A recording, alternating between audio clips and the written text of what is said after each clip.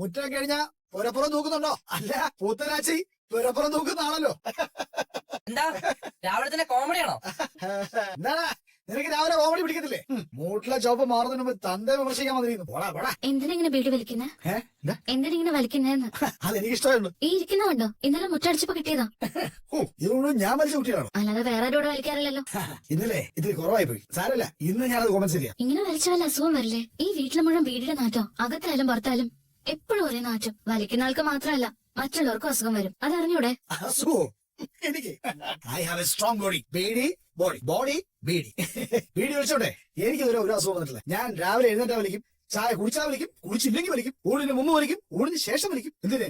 ഉറക്കത്തിനിടയിൽ പോലും ഞാനിത് വലിക്കും. ഇത് എന്റെ വീട്, എന്റെ ശീലം. 12ാം വയസ്സിലെ അച്ഛന്റെ കീശന്ന് കട്ട് വലിക്കാൻ തുടങ്ങിയതാ. ഇങ്ങോട്ട് കയറി തിരുത്താൻ വരല്ലേ? നിന്നെ എന്റെ മോൻ കേട്ടിട്ടുണ്ടാവും. പക്ഷെ അതിന്റെ പേരില് എന്റെ കൈയും കാലും കെട്ടാൻ വരല്ലേ മോളെ? അച്ഛൻ എന്ത് വർത്താനം ഈ പറയുന്നത്? ഇങ്ങനെയാണോ അവരോട് സംസാരിക്കേണ്ടത്? എടാ, എന്റെ വീട്ടിൽ ആരോട് എങ്ങനെ സംസാരിക്കണമെന്ന് നീ എന്നെ പഠിപ്പിക്കണ്ട. രാവിലെ തന്നെ വെറുതെ ദേഷ്യം പിടിപ്പിക്കരുത് കേട്ടോ. ഇടവേളെ മുറ്റം പിടിച്ച് കഴിയുമ്പോഴേ ഒരു ബക്കറ്റ് വെള്ളം കൂടി അവന്റെ തലയോട്ട് കമത്ത് ദേഷ്യം ഒന്ന് തുടങ്ങട്ടെ. നീ ഇവിടെ താന്നങ്ങനെ നിന്നോ. അത് ഞാനെന്താ വേണോടാ പെണ്ണ് കുഞ്ഞാലി. എന്താ കാണിക്കുന്നേ? അച്ഛനാ ആ റെസ്പെക്ട് നിങ്ങൾ മക്കളും കാണിക്കണം. എങ്ങനെയും പെരുമാറാന്ന് കരുതരുത്. ഒരു ബക്കറ്റ് വെള്ളം എടുത്തോണ്ട് വാ. അച്ഛൻ പറഞ്ഞ തലയിൽ ഒഴിക്കാനല്ല, ഈ മുറ്റത്ത് തളിക്കാനാ. പൊടി വാങ്ങാതിരിക്കാൻ. കൊണ്ടുവരാം. വെള്ളം അല്ല, എടാ വെള്ളം നാളെ. അയ്യോ, എന്തിനാ ഇങ്ങനെയുള്ള പണിയൊക്കെ ചെയ്യുന്നത്? അത് ഞാൻ ചെയ്തോളാം. ആ ചൂരോട് വെച്ചേ. അങ്ങനെ എല്ലാ സുഭാഷേട്ടൻ ചെയ്യുന്നോണ്ടാ അനിയന്മാരിങ്ങനെ മടിയന്മാരായി പോയത്. അത് ഇവിടെ കൊണ്ടുവെക്കാനല്ല, ആ കപ്പിലെടുത്ത് മുച്ചാകെ തളിക്കാൻ. എന്താ ചെയ്യാൻ വയ്യേ? എന്നാ ചെയ്തോ? മതിയോ? മതി. ഇനി ഇത് പിടിക്ക്. പിടിച്ചോ. ഇനി ഇവിടെ അടിച്ചായിരിക്കോളൂ. സുഭാഷേട്ടാ, ഇനി മുതൽ മുറ്റടിക്കേണ്ട ജോലി നിങ്ങളുടെ അനിയന്മാർക്കാ. അത് ഓരോ ദിവസം ഓരോരുത്തരായിട്ട് മാറി മാറി ചെയ്തോളൂ. കേട്ടല്ലോ? എന്നാ തുടങ്ങിക്കോ. എന്നാ പിന്നെ ഇന്ന് ഇവൻ ചെയ്യട്ടെ, നാളെ ഞാൻ ചെയ്തോളാം. വേണ്ട, ഇന്ന് ചേട്ടൻ തുടങ്ങി വെച്ചോളൂ, നാളെ അവർ ചെയ്തോളൂ. അപ്പോഴേക്ക് ഞാനും സുഭാഷേട്ടനും കൂടി ചായ ഉണ്ടാക്കാം. അയ്യോ, എന്താടാ? ഏട്ടത്തിയാണോ ചായ ഉണ്ടാക്കാൻ പോകുന്നത്? എന്താ ഞാൻ ഉണ്ടാക്കി നീ കുടിക്കില്ലേ? റിസ്ക് എടുക്കണം. ഹലോ, എനിക്ക് സുഭാഷേട്ടൻ പഠിപ്പിച്ചു എങ്ങനെ നല്ല ചായ ഉണ്ടാക്കാന്ന്. അല്ല സുഭാഷേട്ടാ? പിന്നെന്താ? എന്നാ പോയാലോ? അടിക്കട്ടടാ. ഈശ്വര, എടോ വായ പൊളിച്ചേക്കാണ്ട് പറഞ്ഞ പണിയിടും. എടാ, നീ കണ്ടില്ലേ അവൾ എത്ര പെട്ടെന്ന് നമ്മുടെ വീടുമായിട്ട് ഇണങ്ങിയത്? അത് ശരി സുധീഷേട്ടാ. ഇനി ഈ വീട് അവളൊരു കോവിലാക്കി മാറ്റും. നീ കണ്ടോ? അതൊക്കെ ശരിയായിരിക്കാം. പക്ഷെ ബ്രദർ, ഒരു കാര്യത്തിൽ എന്റെ സംശയം മാറുന്നില്ല. അതെന്താടാ? അല്ല, ഏട്ടത്തി എങ്ങനെ ഇയാളെ ചൂസ് ചെയ്തെന്ന് മാത്രം എനിക്ക് മനസ്സിലാവണില്ല. നികേഷേ, എന്റെ കല്യാണം കഴിഞ്ഞ് അന്ന് മുതൽ സഹിക്കാൻ പറ്റാത്ത കണ്ണടി അവന്. കണ്ണുകടിയല്ല ബ്രദർ, ഏട്ടത്തിക്ക് ഇയാളോട് അടുപ്പം തോന്നാനുള്ള കാരണമാണ് പിടികിട്ടാത്. ഇങ്ങനെ ഒരു നല്ല പെൺകുട്ടി ഇമാതിരി ഒരുത്തനെ എങ്ങനെ ഇഷ്ടപ്പെട്ടു എന്ന് ഓർത്തിട്ട് ഒരു മനോവിഷമം. അല്ലടാ നികേഷ്, അല്ല നിക്ക് അവന്റെ അഭിപ്രായം കൂടി എന്താന്ന് ചോദിക്കും. നീ സുധീഷേട്ടാ, എനിക്കൊന്നും ഡൗട്ടില്ലാതില്ല. നീയോ? ചുമ്മാ നിങ്ങൾ നല്ല അടിപൊളിയായിട്ട് ജീവിക്കും. അതൊക്കെ കാണുമ്പോ ഞങ്ങൾക്കൊരു സന്തോഷല്ലേ? അല്ല ചേട്ടാ, ഇങ്ങനത്തെ കാര്യമുണ്ടേ അത്ര പെട്ടെന്ന് നമ്പാൻ പറ്റില്ല മോനെ. Silly fellows. തിളച്ചു. അതെ, ഇനി ഒരു 4 സ്പൂൺ ചായ പൊടി ഇട്ടേക്ക്. സിമ്മിലുണ്ട്, സിമ്മില്. ഇനി അത് ഇറക്കി വെച്ചു. ചായ റെഡിയാ. അസലായി. Thank you. സൂപ്പർ. ഒരു സത്യം പറയട്ടെ, സുധീഷേട്ടൻ ജോലി ചെയ്തവൻ ഒരു പ്രത്യേക സൗന്ദര്യം കേട്ടോ. സത്യം പറഞ്ഞോ? ഒന്ന് അനങ്ങി ചെയ്യടോ. തുള്ളണ്ട, നാളെ നീ, മറ്റന്നാ നീ. എന്റെ പറ്റേ നിങ്ങൾ. അന്ന് എനിക്ക് വേറെ ഓട്ടം ഉണ്ട്. അത് കുറച്ച് ലേറ്റ് ആയാലും കുഴപ്പമൊന്നുമില്ല.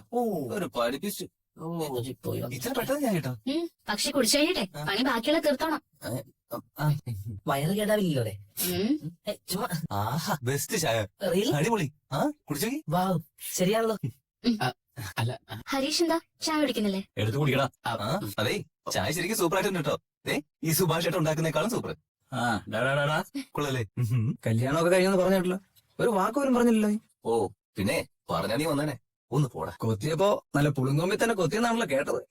അതൊക്കെ ശരിയാ. ഈ പെണ്ണ് വലിയ കാശുള്ള വീട്ടിൽ തന്നെ എന്നെ കിട്ടുമെന്ന് പറഞ്ഞ് വാശി പിടിച്ചങ്ങ് നിന്നു. വീട്ടുകാരെ സമ്മതിക്കില്ലെന്ന് കണ്ടപ്പോഴേ എന്റെ കൂടെ ഇറങ്ങി പോകുന്നത്. അതേ അറിഞ്ഞു. അല്ല, നീ എന്തിനാ എന്നെ കാണാന്ന് പറഞ്ഞേ? അല്ല, അത് അത്ര വിഷയമൊന്നുമല്ല. നിന്റെ അച്ഛന്റെ കൺസ്ട്രക്ഷൻ കമ്പനി ഇല്ലേ, ഇന്ദ്രാണി ബിൽഡേഴ്സ്. എടാ, അതിപ്പോ നീ കൂടെ അല്ലേ നോക്കി നടത്തുന്നത്? അതെ. അപ്പോ നിന്റെ അച്ഛനോട് പറഞ്ഞ് നിധിക്ക് അവിടെ ഒരു ജോലി സാധ്യത ഉണ്ടോന്ന് അറിയാനാ. ആരാ നിധി? എന്റെ ഭാര്യ ആർക്കിടെക്ചർ കഴിഞ്ഞ കുട്ടിയാ. മാത്രമല്ല യൂണിവേഴ്സിറ്റി ഗോൾഡ് മെഡലിസ്റ്റോ. ഇത്രയും പഠിച്ച കുട്ടിയുടെ വീട്ടിൽ വെറുതെ ഇരിക്കാൻ പറയുന്നത് ശരിയാണോ? അല്ലല്ലോ, എനിക്കാകെ പരിചയമുള്ളത് നിന്റെ കമ്പനിയല്ലേ. അതിലൊരു അവസരം കിട്ടിയാൽ നല്ലതാണല്ലോ എന്ന് കരുതി. നിനക്ക് എന്റെ അച്ഛനെ അറിഞ്ഞൂടെ? റിക്രൂട്ട്മെന്റ് ഒക്കെ അച്ഛന്റെ മേഖലയാ. എനിക്ക് അതിലൊന്നും ഒരു റോളും ഇല്ല. ആകെയുള്ള പണി അച്ഛൻ പറഞ്ഞിടത്ത് സൈൻ ചെയ്യുന്ന മാത്രം. അങ്ങനെയാണെങ്കിൽ നിന്റെ അച്ഛനോട് പറഞ്ഞിട്ട് അവർക്ക് ഒരു ജോലി വാങ്ങിച്ചു കൊടുക്കാൻ പറ്റും. എടാ, അവള് ഭയങ്കര ബ്രില്യന്റ് ആടാ. നിനക്കറിയാലോ സുധീഷ്, അച്ഛന് ഞാൻ നിന്റെ കൂടെ നടക്കുന്നത് പണ്ടേ ഇഷ്ടമാണ്. പിന്നെ ക്യാമ്പസിൽ ഒരു കൊല്ലം ഒരുമിച്ച് നടന്നവരല്ലേന്ന് കരുതിയിട്ടാ ഞാൻ ഫ്രണ്ട്ഷിപ്പ് കൂടാത്ത. നിന്റെ ഭാര്യയ്ക്ക് ജോലി എന്നൊക്കെ പറഞ്ഞാലേ അച്ഛൻ എന്നെ ഇപ്പൊ തല്ലി ഓടിച്ചു ചോദിച്ചാൽ മതി. എടാ, എന്താടാ എന്നെ വിശ്വസിച്ച് കൂടെ ഇറങ്ങി വന്ന കുട്ടിയാ അവള്. ജോലി വരെ ഞാൻ വാങ്ങിച്ചു കൊടുക്കാന്ന് വാക്കും കൊടുത്തുപോയി. എടാ, നീ ഞാൻ കോളേജിൽ ഒരു കൊല്ലം എങ്ങനെ കഴിഞ്ഞവരാണെന്ന് അറിയാലോ. അതുകൊണ്ടാണ് ചോദിക്കുന്നത്. എങ്ങനെയെങ്കിലും ഒന്ന് അഡ്ജസ്റ്റ് ചെയ്യടാ പ്ലീസ്. നടക്കില്ല സുധീഷേ, അച്ഛൻ സമ്മതിക്കില്ല. അനുപേ പ്ലീസ് എടാ, എനിക്ക് വേണ്ടി ഒരു ഒറ്റ തവണ ചോദിക്ക്. ഒരു കാര്യമില്ല സുധീഷേ, അച്ഛൻ്റെ അടുത്ത് ഒന്നും ഒളിക്കാൻ പറ്റില്ല. എടാ നീ നടക്കുന്ന കാര്യമല്ല പറ. ഞാൻ പോട്ടെ. എടാ, പോലെ നിക്ക്. ശരി. എന്നാ നീ ഒരു കാര്യം ചെയ്യ്. നീ ഒന്ന് ഇന്റർവ്യൂവിന് വിളിച്ച് പറഞ്ഞു വിട്ടേക്ക്. എടാ, ജോലിയൊന്നും കൊടുക്കണ്ട, വെറുതെ ഒരു ഇന്റർവ്യൂ നടത്തി വിട്ടേക്കുന്നേ. അറ്റ്ലീസ്റ്റ് ഞാൻ അവൾക്ക് വേണ്ടി എന്തെങ്കിലുമൊക്കെ ട്രൈ ചെയ്തെന്ന് നമുക്ക് വിശ്വാസമാവുമല്ലോ.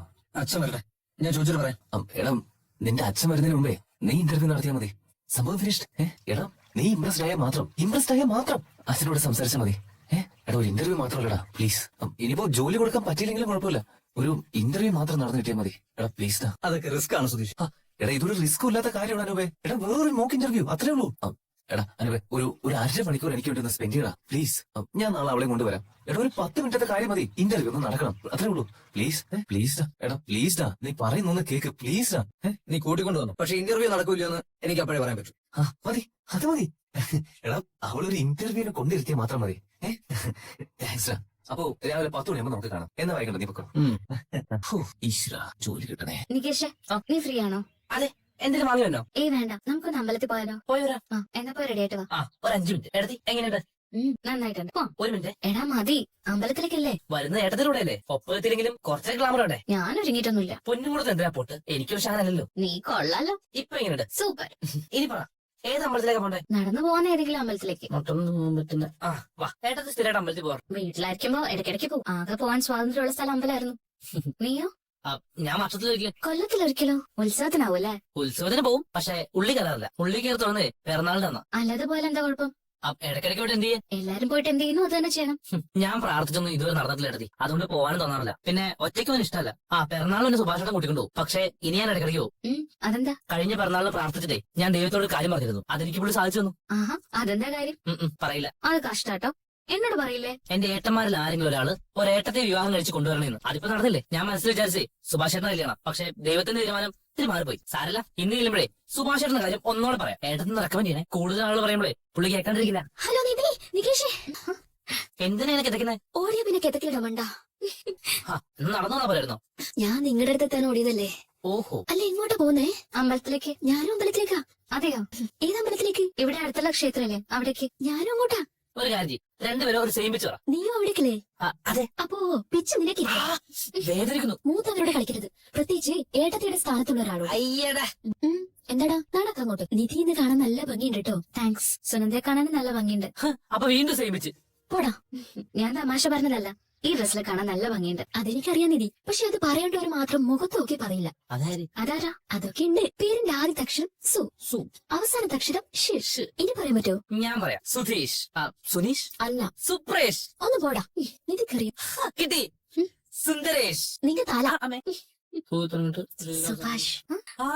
ഇപ്പൊ കറക്റ്റ് കിട്ടി. സുസ്മരേഷ്. പോടാ അവിടുന്ന്. അതെ, നൈറ്റീസ് ഉണ്ടോ? ഉണ്ട്, അങ്ങോട്ട് അതെ, നൈറ്റീസ് വേണമായിരുന്നു. എത്ര സൈസ്? സൈസ് ഇപ്പോ ഒരു 2-3 കാണിക്കോ? പറയാം. ശരി സർ.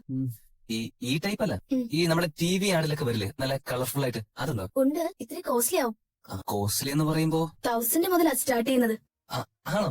അത് കുഴപ്പമില്ല, എടുത്തോളൂ. സാറ് സൈസ് പറഞ്ഞില്ല. സൈസ് ഇപ്പോ ഇയാളോ നേരെ നിക്കോ? അയ്യോ, ഒന്ന് നേരെ നിക്കോ, ഒന്ന് വലത്തോട് തിരിയൂ. ഇനി ഒരു അല്പം ഇടത്തോട്. ഇതുപോലെ തന്നെ ഉണ്ടാവും, ഒട്ടും കൂടുതലുമില്ല കുറവില്ല. എന്നെ പോലെ ഉണ്ടെങ്കിൽ എന്റെ സൈസ് നോക്കിയാ പോരെ? മീഡിയല്ലേ? അതെ. അതാണ്, ഇയാളെ പോലെ തന്നെയുള്ള ആളാ. ഇയാളുടെ ചിരിയാണ് നല്ല ഭംഗിയുണ്ട് കേട്ടോ. ശരി. നൈറ്റി ആർക്കാ സർ? അത് ഭാര്യക്ക്. എന്തേ? ഭാര്യക്ക് നൈറ്റി വാങ്ങുമ്പോഴും പഞ്ചാരക്ക് കുറവില്ലല്ലോ നോർത്തതാ. നോട്ടീക്ക് ഏത് കളർ വേണം സർ? ഇത് നന്നായിരിക്കും അല്ലേ? വൈഫ് നല്ല കളറാണോ? ഇയാളുടെ പോലെ ഉണ്ടോ? അപ്പൊ ഇത് നന്നായിരിക്കും സർ. ആണോ? അതെ, ഇതൊന്ന് ദേഹത്ത് വെച്ച് കാണിക്കാവോ? പിന്നെന്താ? ഇനി ഒന്ന് ഇങ്ങോട്ട് തിരിയോ. ഇനി ഒന്ന് സ്ട്രൈറ്റ്. ഇയാൾ ഈ പണി നിർത്തി. ഇനി ഇങ്ങോട്ട്, കുറച്ചിങ്ങോട്ട്. ശരിയായിട്ടുണ്ട്. സുനന്ദയ്ക്ക് സുഭാഷേട്ടോട് ഭയങ്കര ലഫാന്ന് തോന്നല്ലോ. എന്നാ പിന്നെ സുഭാഷേട്ടൻ തന്നെ വേറെ പെണ്ണാലോചിക്കുന്നേ? സുനന്ദയെ കിട്ടിയ പോലെ. സുനന്ദേച്ചിക്ക് ഇഷ്ടമാണ്, പക്ഷെ കല്യാണം നോക്കി. എന്തേത്? ഇത് നൈറ്റിയാ. ഞാനൊന്നും ചോദിച്ചില്ലല്ലോ. ഒരാൾ ആവശ്യപ്പെട്ടിട്ട് വാങ്ങിച്ചത് അത് സർപ്രൈസ് ആവോ? ഇല്ലല്ലോ. അറിയിക്കാതെ കൊണ്ട്